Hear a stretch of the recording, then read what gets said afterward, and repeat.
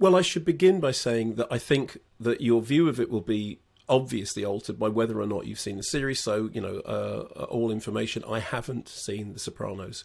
So consequently, the film is not aimed at me. That's the first thing to say. You heard there, setting up where the movie sits and the fact that there's still space between the end of this movie and the beginning of The Sopranos.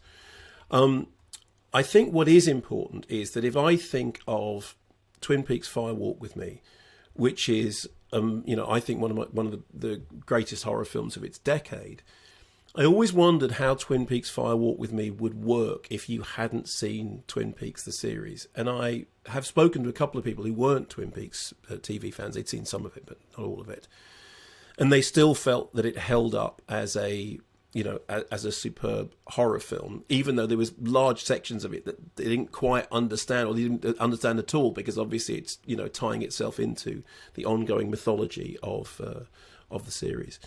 In terms of this, my only comparison point, I suppose, would be with El Camino, which was the spin-off movie from Breaking Bad, although that was a streaming movie.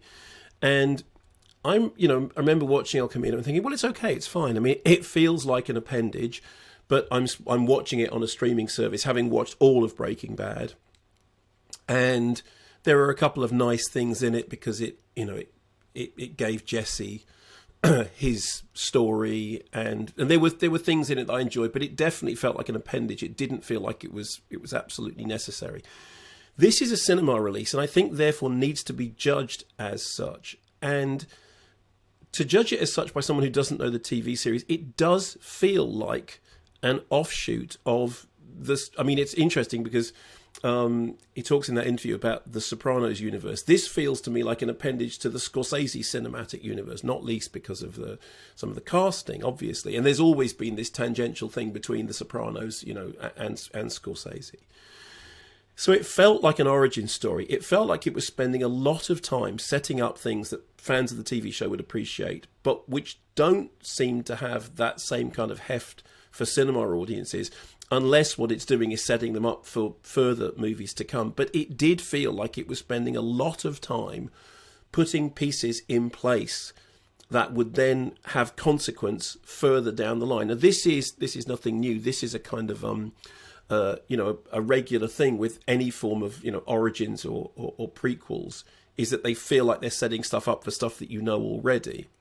Although, of course, in the case of the movie universe, I don't know this already. And I would say this again: if you are a Sopranos fan, a fan of the TV show, you may feel completely different. I can only tell you what this looks like to somebody who hasn't seen the series. No, I haven't got anything against the series. I am going to watch it, but I haven't.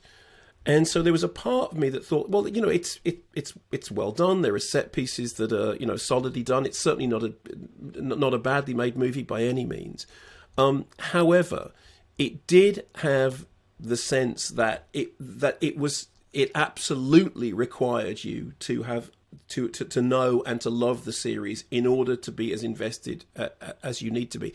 I mean, for me, I suppose the most interesting stuff is the fact that the riots that you talked about there do loom large in the plot, and the whole thing about the schism between Harold and Dickie and what that's then setting up. Well, that is the most interesting part. The fact that the riots do become a major plot point. Yeah. And I hadn't seen those in a movie before, so no. So I mean, I thought that was that was well done, but that was the thing that grabbed me, because that was the thing that kind of made sense in and of itself, as opposed to leading up to something else. The performances are pretty solid. I mean, there's nothing that jumps out as particularly great or particularly terrible. There are a couple of tricksy things in the movie. It was interesting at the screening that we were at the beginning, in which they said very specifically, "There's something, please don't reveal this," which I haven't done, nor would I do. Although it was interesting that for me, because I don't know The Sopranos, I wasn't, it's like you're not entirely sure what it is that you're not supposed to reveal, which is why I'm being sort of very vague about the plot beyond what we were told by the interview there.